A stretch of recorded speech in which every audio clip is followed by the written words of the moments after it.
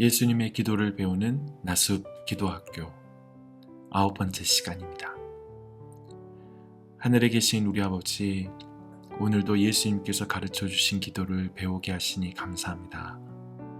주기도문을 익숙하게 반복하는데 그치지 않고 그 안에 담긴 예수님의 마음을 배우게 하여 주시옵소서. 오늘은 우리 죄를 사하여 주시옵고 라는 기도를 통해 나만이 아니라 공동체를 품고 기도하는 법을 배우기 원합니다. 교회와 나를 분리하지 않게 하시고 형제와 자매의 연약함을 함께 품으셨던 예수님의 마음을 우리에게 가르쳐 주옵소서. 예수님의 이름으로 기도드립니다. 아멘. 오늘은 주기도문의 5번째 강구를 한 번 더 살펴보겠습니다. 우리가 우리에게 죄 지은 자를 사하여 준 것 같이 우리 죄를 사하여 주시옵고. 원래 이번 기도학교를 10번으로 마치려고 했어요. 그런데 12장을 읽으면서 큰 감동을 받았습니다. 또한 짧게 다루고 지나가기에는 너무나 중요하다는 생각이 들었습니다. 그래서 이 장만 따로 떼어서 나누려고 합니다. 저는 주기도문이 나의 기도가 아니라 우리의 기도라는 사실을 모르지 않았습니다. 지난 2014년에 제가 주기도와 관련된 소책자를 출판한 경험까지 가지고 있어요. 그때에도 우리의 기도가 중요한 것을 강조해서 쓸 정도였습니다. 그러나 이번 장을 읽으며 내가 우리의 기도를 통해 우리의 죄를 회개하는 것의 중요한 의미들을 많이 놓치고 있다라는 저의 삶의 모습, 저의 실상을 많이 보면서 많이 흐느낄 수밖에 없었습니다. 우리는 자신의 죄를 회개하는 데는 익숙합니다. 그리스도의 몸인 교회의 죄를 그러나 우리의 죄로 품고 회개하는 것에는 익숙하지 않은 것 같습니다. 예수님은 분명히 말씀하십니다. 내 죄를 사하여 주시옵고가 아니라 우리 죄를 사하여 주시옵고. 어쩌면 우리는 이 기도를 몰랐던 것이 아니라 알면서도 삶에서 잃어버린 것은 아닐까요? 오늘 저는 우리가 잃어버린 이 기도를 다시 배우고 싶습니다. 교회의 아픔과 죄 앞에서 저들이 아니라 우리라고 기도하는 것. 오늘 회복하고 싶은 예수님의 기도입니다. 주기도문에는 처음부터 끝까지 나가 아니라 우리입니다. 하늘에 계신 우리 아버지, 오늘 우리에게 일용할 양식을 주시고 또한 우리 죄를 사하여 주시고 우리를 시험에 들게 하지 마시고. 저는 이 말씀 앞에서 이런 생각이 들었습니다. 혹시 우리가 이 우리의 죄를 회개하는 이 기도를 잃어버렸기 때문에 교회가 이렇게 쉽게 나눠지고 서로를 비난하는 것은 아닐까? 다른 사람의 죄와 슬픔을 품고 하나님 앞에 서는 기도를 잃어버렸기 때문에 우리 자신도 영적으로 자라지 못하고 있는 모습을 가지고 있는 것은 아닐까? 그래서 오늘은 이 말씀을 단지 배우는 것으로 지나가고 싶지 않습니다. 예수님께서 왜 우리에게 내 죄가 아니라 우리 죄를 용서해 달라고 기도하셨는지 다시 한번 그 마음을 배우고 또 한번 깊이 자신을 돌아보았으면 좋겠습니다. 그리고 우리 안에서 사라져가는 이 기도를 다시 회복하는 우리 나주숲 교회가 되기를 간절히 소망합니다. 그러면 우리 죄를 용서해 주십시오 라는 것은 무슨 뜻일까요? 책은 여기서 우리에게 굉장히 큰 시야를 열어주었습니다. 내가 직접 짓지 않는 죄라 하더라도 내가 속한 공동체의 죄를 바라보며 하나님 앞에서 함께 아파하고 회개할 수 있다는 것입니다. 성경을 보니 정말 그렇습니다. 이스라엘 백성이 금송아지를 만들었을 때 모세는 산 위에 있었죠. 근데 금송아지를 만든 사람은 모세가 아니었습니다. 그런데 모세는 하나님 앞에서 백성들과 자신 사이에 선을 긋지 않습니다. 하나님, 저 사람들이 저런 죄를 지었어요. 저는 산 위에서 하나님과 함께 있었잖아요. 저 사람들과 저는 다릅니다. 이렇게 말하지 않죠. 오히려 백성들의 죄를 용서해달라고 간청하면서 용서하지 아니하시려거든 자신도 생명책에서 지워달라고 기도합니다. 모세는 자기 백성과 자신을 동일시한 것입니다. 다니엘도 이스라엘의 죄를 자신의 죄로 동일시하고 있습니다. 느헤미야도 마찬가지입니다. 나와 내 아버지의 집이 범죄하였습니다. 모세와 다니엘과 느헤미야의 상황은 모두 다르죠. 그러나 그들의 기도에는 공통점이 있습니다. 하나님의 백성과 자신을 분리하지 않았다는 것입니다. 동일시했다는 것이죠. 저는 이 부분을 읽으면서 제 자신을 많이 돌아보게 되었습니다. 저는 교회를 위해서 사랑으로 기도해야 하는 목사죠. 목회자로서 교회를 섬기고 교회를 위해서 누구보다도 열심히 기도해야 합니다. 그런데 가만히 제 마음을 들여다보니 저는 생각보다 자주 교회와 나를 분리하고 있지 않은가 싶었어요. 또 상황에 따라서 분리하는 것 같아요. 저자가 말하는 것처럼 교회의 문제가 뉴스에 나오면 어떻게 교회가 저럴 수 있어? 또 어떤 목회자의 죄가 드러나면 목사가 어떻게 저런 일을 할 수 있지? 또 어떤 성도의 부족함을 보면 어떻게 신앙생활을 저렇게 할 수 있지? 물론 잘못은 잘못이라고 말해야 합니다. 죄를 죄라고 또한 말해야 될 것입니다. 그런데 문제는 제 마음 안에서 벌어지는 것 같아요.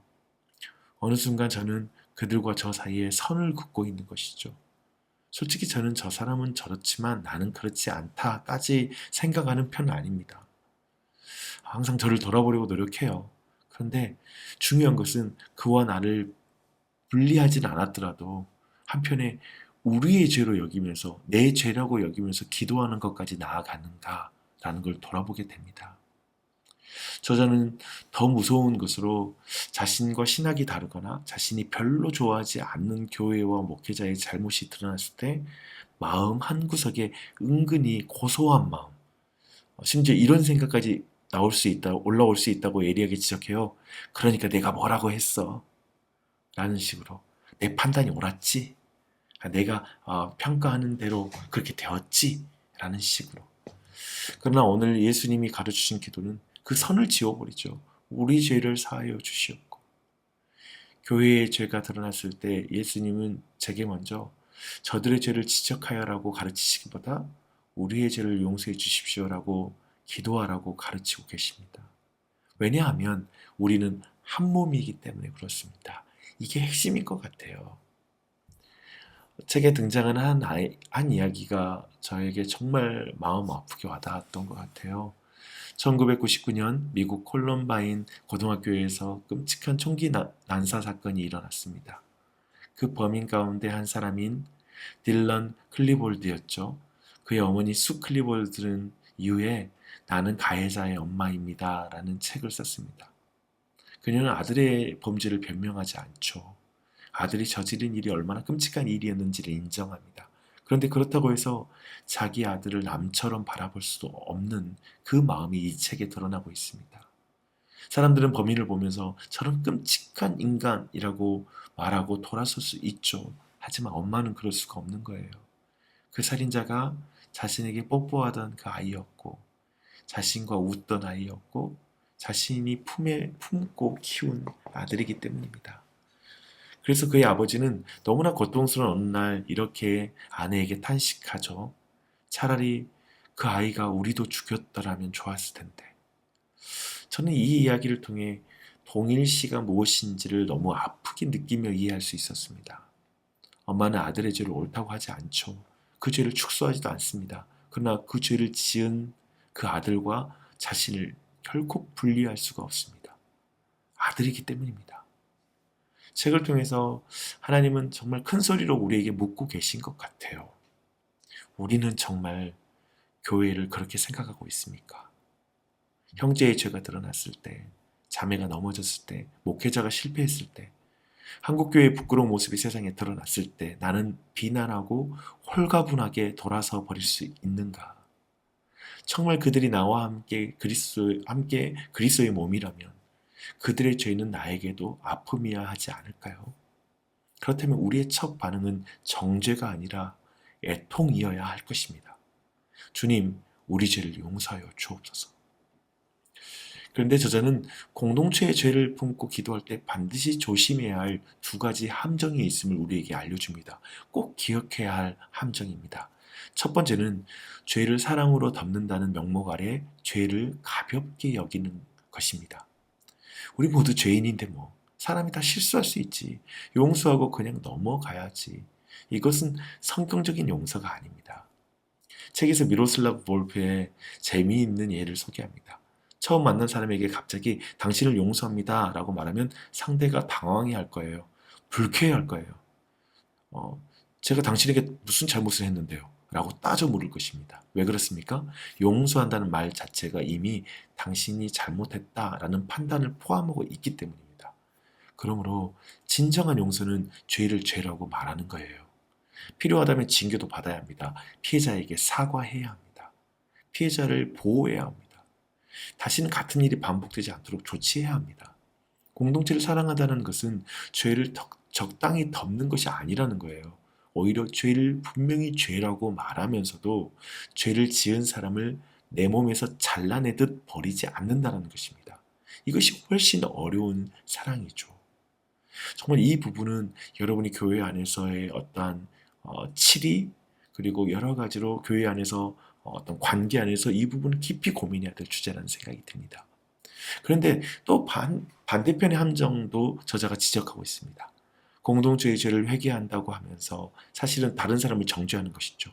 주님, 한국교회의 탐욕을 용서해 주십시오. 목회자들의 타락을 용서해 주십시오. 우리 교회의 믿음 없는 사람들을 용서해 주십시오. 이 말은 우리라고 하는데 마음속에서는 계속 저 사람들을 생각하면서 우리라고 말할 수 있다는 것이죠. 심지어 그런 기도를 하면서 나는 꽤 괜찮은 사람이라고 느낄 수 있어요. 나는 그래도 이렇게 우리 공동체의 문제를 볼 줄 아는 사람이야. 나는 저 사람들과 달라. 나는 저 사람들의 문제까지 이렇게 보고 기도할 줄 아는 사람이야. 그러면 우리의 죄를 회개하는 기도가 오히려 나의 교만을 키우게 됩니다. 그래서 공동체의 죄를 위해서 기도할 때는 두 가지를 함께 붙들어야 합니다. 죄는 분명히 죄라고 말해야 하죠. 그러나 죄인을 나와 완전히 분리해서는 안 됩니다. 그리고 반드시 나 자신도 돌아봐야 합니다. 주님, 저 사람의 죄가 제 안에는 정말 없습니까? 혹시 그와 나와 상황이 좀 달랐을 뿐 같은 욕망을 품고 있진 않았습니까? 저 사람이 넘어졌을 때 나는 슬퍼했습니까? 아니면 은근히 기뻐했습니까? 나는 그 사람을 위해 기도했습니까? 사도 바울도 누군가 범죄했을 때 온유한 마음으로 바로잡되 동시에 자기 자신을 살피라고 권면하고 있습니다. 결국 우리 죄를 용서해 주십시오 라는 기도는 다른 사람을 하나님 앞에 끌고 가는 기도가 아닙니다. 그 사람을 정죄하며 멀리 서 있는 기도도 아니고 그 사람의 죄를 아무 일 아닌 것처럼 덮어주는 기도도 아닙니다. 그 사람 옆에 서서 죄를 함께 슬퍼하고 그의 회복을 구하며 동시에 나 자신도 하나님의 은혜가 필요한 죄인임을 고백하는 기도입니다. 이것이 주님이 가르쳐 주신 우리의 기도인 것이죠. 그런데 저는 이 장에서 가장 아름다운 부분이 마지막이라고 생각해요. 우리가 왜 이런 기도를 해야 할까요? 그리고 우리는 어떻게 이런 기도를 할 수 있을까요? 왜 다른 사람의 죄까지 끌어안고 하나님 앞에 서야 할까요? 하나님께서 먼저 그렇게 하셨기 때문입니다. 예수님께서 먼저 그렇게 하셨기 때문입니다. 생각해보면 예수님은 우리와 전혀 동일시될 필요가 없는 분입니다. 우리는 죄인이고 예수님은 의로우십니다. 우리는 더럽고 그분은 거룩하십니다. 우리는 하나님을 떠났지만 그분은 하나님과 하나이십니다. 그런데 예수님께서 우리 가운데 들어오셨죠. 그리고 우리를 향해 선을 긋지 않으셨습니다. 저 죄인들과 나는 상관없습니다. 그렇게 말씀하지 않으셨죠. 오히려 죄 없으신 분이 죄인들의 자리로 들어오셨습니다. 고린도후서 5장 21절 말씀이 너무 정말 강력하죠. 하나님이 죄를 알지도 못하신 이를 우리를 대신하여 죄로 삼으신 것은, 동일시하신 것은, 예수님은 우리와 자신을 동일시하셨습니다. 더 놀라운 것은 예수님께서 가르쳐 주신 주기도문을 예수님 자신도 기도하셨다는 것입니다. 그렇다면 죄가 없으신 예수님은 어떻게 우리 죄를 사여 주시옵고 라고 기도할 수 있었을까요? 그 우리 안에 죄인인 우리를 넣으셨기 때문입니다. 아니, 죄인인 우리 안으로 예수님께서 들어오신 것입니다. 우리가 죄를 지었을 때 예수님은 우리를 보시며 저런 인간들과 나는 상관없습니다 라고 하지 않으셨습니다. 우리가 넘어지고 또 실패하고 그분의 이름을 부끄럽게 할 때도 주님은 우리와 떨어지려고 하지 않으셨습니다. 이 사실이 우리의 마음을 울리죠. 제 마음을 너무나 울리는 것 같아요. 우리는 조금만 다른 사람보다 낫다고 생각해도 그 사람과 구분하고 싶어져요. 학력으로 구분하고 재산, 교양, 신앙의 수준으로 구분하고 신학으로 구분하고 교단으로 구분하고 심지어 어느 교회에 다니느냐로 구분합니다. 그리고 문제가 생기면 가장 먼저 말합니다. 나는 저 사람과 다릅니다. 그런데 온 우주에서 가장 거룩하고 아름다우신 예수님께서 가장 더럽고 부끄러운 죄인인 우리를 향해 말씀하십니다. 나는 너희와 함께 하겠다. 나는 너와 함께 죄악의 밭에 함께 굴러주겠다. 그리고 우리의 자리까지 내려오셨습니다. 십자가에서는 우리의 죄를 자신의 죄처럼 짊어지셨습니다. 그러므로 공동체를 사랑하는 기도는 결국 예수님의 마음을 배우는 기도입니다. 주기도문에 우리를 기도할 때마다 나와 교회를 가르던 선이 조금씩 무너지는 것입니다. 저도 이 기도를 다시 배우고 싶습니다. 교회의 아름다운 모습만 우리 교회라고 말하지 않고 교회의 부끄러운 모습 앞에서도 저 사람들이 아니라 주님 우리를 불쌍히 여겨주십시오 라고 기도하는 목사가 되고 싶습니다. 나주습교회 안에서도 누가 넘어질 때 먼저 판단하는 사람이 아니라 함께 아파하는 사람이 되고 싶습니다. 저는 우리 모두가 품어야 될 마음이죠. 나주습교회가 서로에게 다른 사람의 흠을 말하는 사람에게 그 말을 하는 게 아니라 하나님 앞에 우리로서 아파하는 교회가 되기를 간절히 소망합니다. 한국교회의 부끄러운 소식을 들을 때도 여러분 손가락질 쉽게 하지 마십시오. 그것을 먼저 하지 마십시오. 주님 이것이 우리의 모습입니다. 우리를 불쌍히 여겨주십시오 라고 기도했으면 좋겠습니다. 왜냐하면 예수님께서 그렇게 우리를 사랑하셨기 때문입니다. 주님은 우리의 죄를 보시고 우리와 분리되지 않으셨습니다. 오히려 우리의 자리로 들어오셨습니다. 그러므로 오늘 우리는 예수님의 마음을 배우며 다시 기도합니다. 우리 죄를 사하여 주시옵고. 아멘.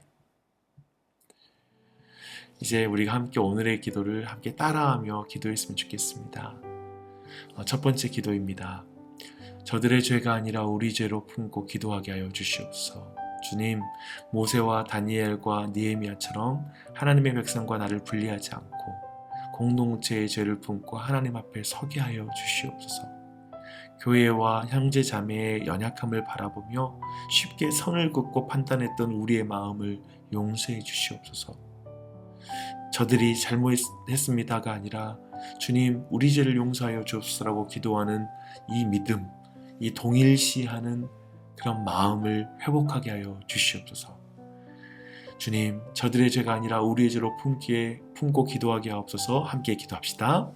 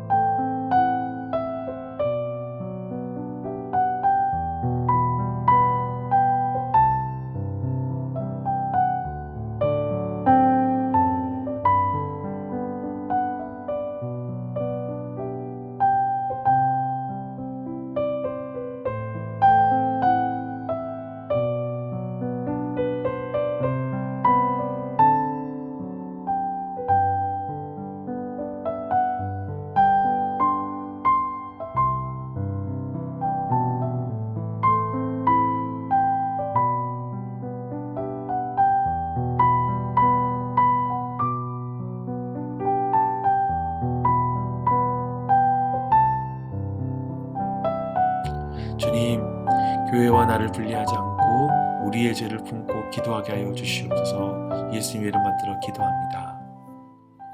두 번째 기도입니다. 교회의 죄와 형제의 넘어짐을 진심으로 아파하게 하여 주시옵소서. 주님, 형제 자매가 넘어졌을 때 비난하고 돌아서는 것이 아니라 한 몸의 아픔으로 느끼며 함께 애통하게 하여 주시옵소서. 주님, 다른 교회와 목회자의 실패를 보며 판단하거나 은근히 기뻐하지 않고 그리스도의 몸이 입은 상처로 여기게 하여 주시옵소서. 한국교회의 부끄러운 모습을 볼 때 손가락질하는 것으로 끝나지 않고 하나님 앞에서 엎드려 눈물로 중보하는 나와 우리 교회가 되게 해주시옵소서. 주님, 교회의 죄와 형제의 넘어짐을 진심으로 아파하는 나와 교회가 되게 하여 주시옵소서. 함께 기도합시다.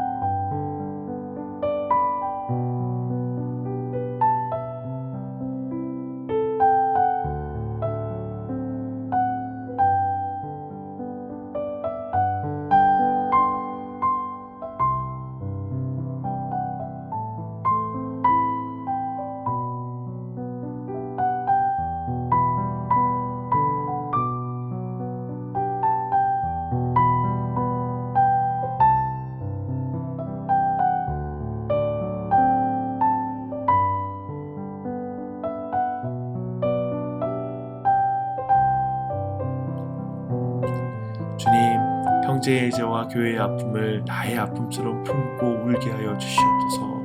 예수님의 이름으로 기도합니다. 아멘. 세 번째 기도입니다. 죄를 덮지도 죄인을 정죄하지도 않게 하여 주시옵소서.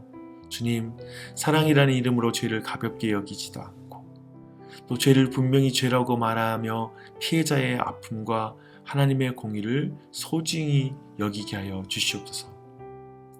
주님, 동시에 다른 사람의 죄를 회개한다면서 그 사람을 정죄하고 나 자신을 의롭게 여기는 교만에 빠지지 않게 하여 주시옵소서. 주님, 다른 사람의 죄를 볼 때마다 그 죄의 씨앗은 내 안에 없는가 자신을 살피며 정죄가 아니라 회복을 구하게 하여 주시옵소서. 주님, 죄를 덮지도 죄인을 정죄하지도 않게 하여 주시옵소서. 함께 기도하겠습니다.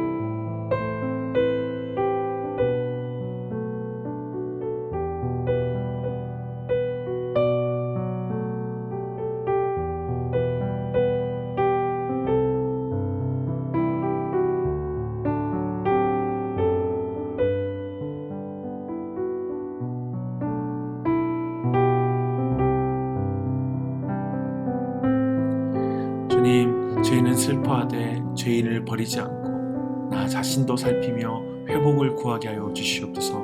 예수님의 이름으로 기도합니다. 아멘. 마지막 기도입니다. 우리 자신을 동일시하신 예수님의 마음을 배우게 하여 주시옵소서. 주님, 죄 없으신 주님께서 죄인인 우리와 선을 긋지 않으시고 우리의 자리까지 들어오신 그 복음을 깊이 깨닫게 하여 주시옵소서. 주님, 우리의 실패와 부끄러움에도 우리를 버리지 않으신 예수님의 긍휼을 깊이 경험하게 하여 주시옵소서. 나주숲교회가 주님의 마음을 닮아 서로의 연약함을 품고 교회와 세상의 죄와 아픔을 끌어안고 중보하는 공동체가 되게 하여 주시옵소서. 주님, 우리와 자신을 동일시하신 예수님의 마음을 배우게 하소서. 함께 기도하겠습니다.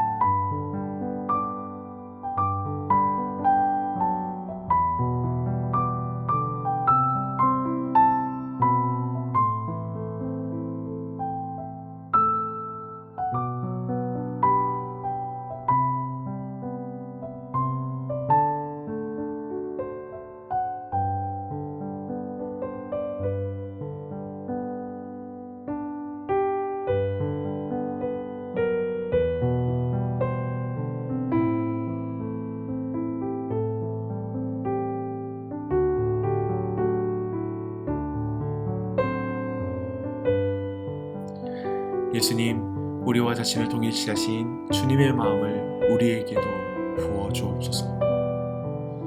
예수님의 이름으로 기도합니다. 아멘.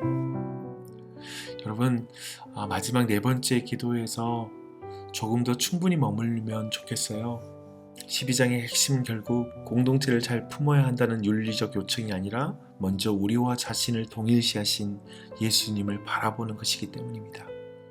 그 복음을 깊이 경험할수록 저들을 우리로 품는 기도가 가능해집니다. 오늘은 누군가의 잘못이나 교회의 부끄러운 모습을 보게 될 때 저들이라는 말을 우리로 바꾸어 기도하는 훈련을 한번 했으면 좋겠습니다.